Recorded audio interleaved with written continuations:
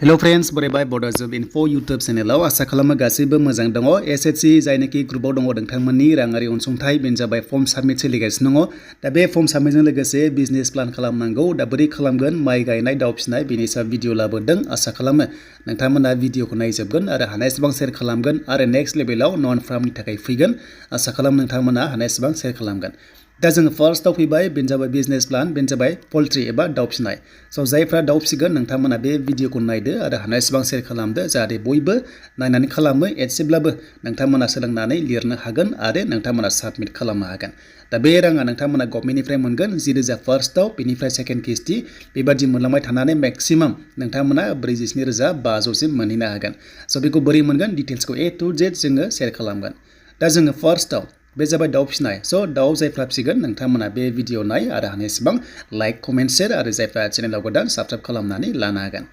दा बेखायनो जों फार्स्टआव नायबाय नोंथांमोननि पोल्ट्री। दा बेयाव नोंथांमोना नेम अफ दा SHG मेम्बार नोंथांमोननि नाम फार्स्टआव बेयाव नोंनि नाम थाबाय अके एन्ड बेनिफ्राय सेकेन्डआव MIS कड थाबाय ग्रुपनि MIS कड थाबाय एन्ड कारेन्ट एक्टिभिटियाव नोंथांमोना मा खालामनांगोन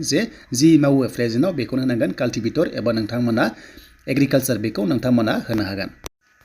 स' बिनिफ्राय फैबाय कारेन्ट इनकाम जुदि नोंथांनि प्रेजेन्ट इनकाम एबा आर्जिनाय बेसेबां जाय खामानिखौ नों मावगासिनो दङ बेखौ बेयाव होनांगोन जेरैहाय 60,000 बा नोंथांमोना 80,000 जि मावनानै इनकाम फैदों बेखौ बेयाव नोंथांमोना सोनांगोन अके एन्ड बेनिफ्राय फैबाय नेम अफ दा बिजनेस जायखौ नोंथांमोना एक्सपेन्ड खालामगोन एबा फेहेरगोन। स' बेखौ नोंथांमोना बुंनांगोन जे नोंथांमोना जायखौ लादों थांखिया बेनो जाबाय दाउ फिसिनाय। स' बेखायनो पोल्ट्री थाबाय दाउ फिसिनाया नोंथांमोना बेयाव फिन कनसेप्टआव फैबावबाय अके एन्ड बेनिफ्राय फैबाय इनभेस्टमेन्ट प्लान अके इनभेस्टमेन्ट प्लानावहाय नोंथांमोना बोरै इनभेस्ट खालामगोन बेखौ बोरै प्लानिं लादों अके बोरै टारगेट लादों बेखौ बेयाव बुंदों प्रडाक्शन सार्भिस ट्रेडिं बेबादि दङ। दा बेखायनो जोङो फार्स्टआव जोङो इनभेस्ट खालामनांगोन नालाय हमना ला बायग्रोनांगोन एन्ड बेखायनो जोङो माखासे मेटेरियल्स नांगौ जायो। दा जों फार्स्टआव 50टा जोङो दाउ फिसा बायगोन अके हमना ला जोङो 50टा दाउ बायगोन खायसे खम बायगोन खायसे बारा बायगोन। दा बे बायनायाव बेसेबां खरसा थांगोन बेखौ जों बेयाव होनांगौ। दा बेखायनो आं बेयाव एग्जाम्पल टाइप खालामखाबाय नोंथांमोना नायबानो जाबाय स्क्रिनशट खालामना ला आइडिया मोननो। दा जोङो फार्स्टआव सिक बायबाय दाउ फिसा बायबाय अके एन्ड मासेयाव बिनि इउनिट प्राइसआ मिनिमाम मार्केटआव हमना ला 50। दा जोङो 50खौ जों लाथ'दों आरो एग्जाम्पल बिनि खमबो जानो हागौ आरो बाराबो जानो हागौ। स' बेखौ नोंथांमोना गाव टारगेट खालामबानो जाबाय बेसेबां सोलियो दाउ फिसाया हमना ला सोरबा खमनि बायगोन सोरबा बारा बायगोन जेबो टेनसन गैया जेबो बेयाव प्रब्लेम गैया।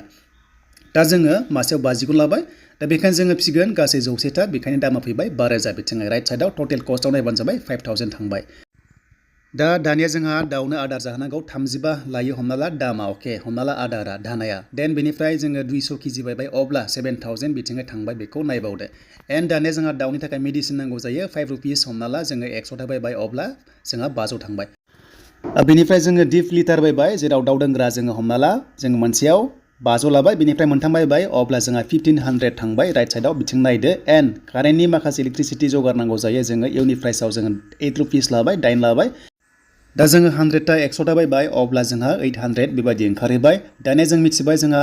जायनोखि फान्ड एबा स्किम जोङो फार्स्टआव 10,000 मोनगोन नाथाय जोंहा खरसाया बारा जाहैखागोन मानोना जोङो 10,000 जों खामानि मावनो हाया। स' बेखायनो मा होनदों नोंथांमोना 14,800 ओंखारहैबाय टटेल दाजाबनानै अके टटेल दाजाबनानै जोंहा गभर्नमेन्टनिफ्राय 10,000 मोन नालाय अब्ला जोंहा 4,800 बारा ओंखारबाय बेनो जाबाय सेल्फ कन्ट्रिबिउसन एबा नोंनिफ्राय होनो हानाय केपासिटि नों होगोन होननानै बेखौ लिरबाय। स' बेखायनो जोंहा 14,800खौ जों बेबायदि लिरबाय। देन बेनिफ्राय दानिया जोंहा माखासे मार्केटिं एन्ड सेल्स प्लान एबा नोंथांमोना मार्केटआव बोरै फानगोन बोरै सोलियो बेखौ एसे आइडिया नायदो चिकेन एबा दाउ अके स' नोंथांमोना बेदरा बेसेबां केजि दिहुनगोन बेखौ टारगेट लाबाय। दा हमना ला जोङो दाउ दिहुनगोन केजि दिहुनगोन एबा केजि हिसाब लाबाय। दा जोङो केजिखौ जों 100 केजि लाबाय 100 केजि टारगेट लाबाय आरो एभारेज सेल मार्केटआ मिनिमाम मार्केटआव बेसेबां सोलियो बेखौ जों अफिसियेल हिसाबै लाबाय 380 अके अब्ला जों 100 केजियाव 38,000 जों बेबायदि फाननानै रांखौ मोनगोन बेयाव होननाय जाबाय। स' बेखौ मिथिबाय बिनिफ्राय एडिसनेल जुदि नोंथांमोना बायदिसिना फाननानै मोनबावोब्ला नोंथांमोना बेखौ होबावनो हासिगोन एन्ड साबमिटेड बाय नोंनि नाम अके नेम अफ दा नोंथांमोना SHG मेम्बार्स बेयाव होदो नोंनि नामखौहाय एन्ड बेनिफ्राय भेरिफाइड खालामगोन ब्लग कअर्डिनेटर जायखौ बुङो SRLनि आन्दाराव थायो ब्लगाव। स' बेयाव बिथांमोना साइन खालामबाय एप्रुभ खालामबाय आरो बेयाव कमेन्ट्सखौ लिरगोन जे मानि थाखाय एक्सेप्ट एबा रिजेक्ट जाखो बेयाव बिथांमोनाहाय लिरगोन एक्सेप्ट आरो रिजेक्ट होननानै जुदि रिजेक्ट लिरबाथाय रिजेक्ट जाबाय एक्सेप्ट बाथाय एक्सेप्ट जाबाय। दा बे जाबाय दाउ फिसिनायनि बिजनेस प्लान अके एन्ड बेनिफ्राय थांसै दानिया मार्केटिं नोंथांमोननि एग्रिकालचार। जायफ्रा आबाद मावनायनि लादों नोंथांमोना नायदो भिडिअखौ दा फार्स्टआव बेयाव नोंनि नाम जास्ट आं बेयाव टाइप खालामबाय कड नाम्बार थाबाय बेनिफ्राय नोंथांमोना बेखौ होबानो जाबाय कारेन्ट एक्टिभिटी एग्रिकालचार होबाय आरो बेखौ फाननानै मोनबाय 60,000 एबा 80,000 एबा 1 लाख नोंथांमोना मोनगोन दा बे जाबाय नोंथांनि इनकामसो जुदि नोंथाङा दायो आबाद मावगासिनो दङ हमना ला एग्रिकालचार जों माइ फाननानै 80,000 मोनो हमना ला बोसोराव बेखौ होबाय बेनिफ्राय नेम अफ दा बिजनेसआव फैबावबाय फिन खनसेबाव एग्रिकालचार आबाद मावनाय बेयाव फैबाय बेखौ नोंथांमोना होनो हासिगोन दा जोङो बेयाव होबाय नेम अफ दा जोंहा बिजनेस विच इज बिं प्लेन जों जायखौ लादों एग्रिकालचार होबाय दानिया फैबाय मार्केट दा लोगोफोर नोंथांमोना बेसेबां बिगा हा गायगोन जेरै जों 3 बिगा होबाय मिनिमाम खायसेया बारा गायगोन दा जोङो 10,000 जों बारा गायनो हाया हमना ला जों 10,000 जों 3 बिगाखौनो लाबाय अके अफिसियेल हिसाबै खायसेया 5 बिगाबो गायनो हागौ दा बेयाव माखासे र' मेटेरियेल नांगौ जायो जगार नांगौ जायो माइ गायनोबो नोंथांमोनाथ' मिथिखागौ जेरै हाजिरा ट्रेक्टर मारा होनाय गासैबो हासार नांगौ जायो थिग बेबादिनो जों फार्स्टआव जोङो मा खालामगोन जोङो जोलै बायनांगोन स' जोलैनि दामा 100 रुपिस हमना ला केजियाव दा जोङो 15 केजि जों बायगोन अके अब्ला दामा बिथिं ओंखारबाय नोंथांमोना 1,500 बेबायदि ओंखारबाय देन बेनिफ्राय मेन्युर एबा हासार अके फार्टिलाइजारनि माखासे हासारा 60 थाखा केजि अब्ला जों 75 केजि बायबाय जों हमना ला अके अब्ला जोंहा 4,500 बेबायदि नोंथांमोना ओंखारनायखौ नुनो मोनबाय अके राइट साइडआव देन बेनिफ्राय फ्लजिं एबा 2 टाइम्स जों हालौबाय अके हालौनायाव हमना ला 2 टाइम्सआव जोंहा 600 थांबाय 300 करि एग्जाम्पल जास्ट बेबायदि एग्जाम्पल बा 600 बो लानो हागौ बाट नोंथांमोना बेखौ नायदो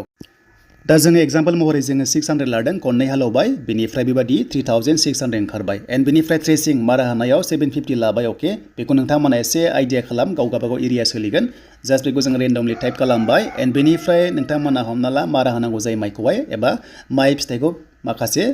सिरि होनांगौ जायो अके जास्ट एग्जाम्पल जों मारा होनाय देन बेनिफ्राय 750 लाबाय एन्ड बेनिफ्राय खनथाम होनाय जाबाय हमना ला स' खनथाम होनाय जाबाय एन्ड बेनिफ्राय 2,250 थांबाय राङा देन बेनिफ्राय आदार्सआव लेबार थायो नोंथांमोना हाजिरा गोबां रोखोमनि साहा बायदिसिना गोबां रोखोमनि खरस जायो माइ गायनायावहाय बेखौ अनुमान नोंथांमोना लागायबानो जाबाय हमना ला सासेयाव 350 गाहाम थाङो हाजिरायाव अब्ला दामा बेबायदि नोंथांमोना ओंखारहैसिगोन बेनिफ्राय टटेल बेबायदि 12,000 ओंखारबाय दा जों गभर्नमेन्टनिफ्राय मोनगोन जोंहा जाय स्किम MMUA बेनिफ्राय 10,000 मोन नालाय जोंहा बारा ओंखारबाय फिन खनसेबाव 2,000 बेखौ नोङो होनांसिगोन एबा होगोन होननानै लिरनाय जाबाय टटेल बेबायदि अके एन्ड बेनिफ्राय दानिया फैबाय एक्सपेक्ट नोंथांमोननि प्रडाक्शन बेसेबांनाखि आसा खालामदों नोंथांमोना माइ मोननो जाय माइखौ गायबाय जोङो 1800 केजि मोनगोन होननानै आसा खालामबाय अके बेनिफ्राय दामा जोङो सेरसेयाव 21 केजि बेबायदि अफिसियेल हिसाबै एन्ड बेनिफ्राय खम बारा थांगोन गासै टटेल बेबायदि ओंखारबाय टटेल जोंहा ओंखारबाय 37,800 दा जों इनभेस्ट खालामदोंमोन 12,000 नालाय बेबायदि बेनिफ्राय साइन भेरिफाइड बेबायदि थाबाय गाहायाव सेम टु सेम बेनिफ्राय नेक्स्ट भिडिअ फैगोन बेनो जाबाय टेलरनि थाखाय नन फार्मनि थाखाय नेक्स्ट भिडिअ फैगोन आं बेखौ नोंथांमोनजोंहाय इभिनिंआव लाबोगोन जायफ्रानोखि टेलर लादों बा नोंथांमोना फार्मिंआव लायाखै नन फार्मिंआव लादोंबा बेनि सायाव A to Z भिडिअ फैगोन नोंथांमोना बेयाव मोनदों दा बेखौ माखासे ब्लार खालामबाय माखासे प्राइभेसिनि खोथा दङ देन बेनिफ्राय स' नोंथांमोना नेक्स्ट लेभेलाव गोदान भिडिअ मोनगोन दा बड' जब इनफो इउटुब चेनेलाव जेब्लायबो आपडेटखौ मोनबाय थागोन आं नेक्स्टआव गोदान भिडिअ लाबोगोन स' बेखायनो नोंथांमोन हानायसेबां शेयार खालामखादो जाहाथे बयबो नायनो हायो